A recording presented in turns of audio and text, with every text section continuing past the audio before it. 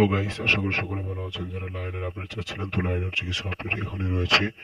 যে আপডেটটা দিব, তো এবার যে আপডেটটা হচ্ছে, এবছর থেকে শুরু হতে চলেছে লায়ন সিনেমার শুটিং এবং রোজারিদের রিলিজ দেওয়ার পরিকল্পনা রয়েছে। এবং এই ছবিতে হিরোইন হিসেবে চলেছে মিমি চক্রবর্তী। এস একদম ঠিক শুনেছেন। নিয়ত করছেন সঙ্গীত শিল্পী যে মিউজিকের মানে মানে সঙ্গীত বা গান মানে রেকর্ডিং এর কাজ শুরু হচ্ছে, মানে খুব শীঘ্রই ওই সিনেমার শুটিং শুরু হতে চলেছে, এমনটাই বোঝা যাচ্ছে আমার মনে হয়। এবং এটা 100% হয়ে গেল। জিৎ এই বছর প্রথমে নিয়ে আসছে, ঠিক আছে। তার মানে এই বছরই আসছে লায়ন, এবং লায়নে থাকতে চলেছে মিমি চক্রবর্তী, এটা 100% কনফার্ম। এবং রঘু ডাকাতের টিজার এসেছে, আপনাদের কেমন লেগেছে? রঘু ডাকাত নিয়ে আলাদা ভিডিও বানাতে পারলাম না, হয়তো পারবো, কিন্তু অবশ্যই কমেন্টে জানাতে পারেন রঘু ডাকাতের টিজার কেমন হয়েছে। আমার কাছে হেভি লেগেছে, রঘু ডাকাতের টিজার খুব সুন্দর লেগেছে।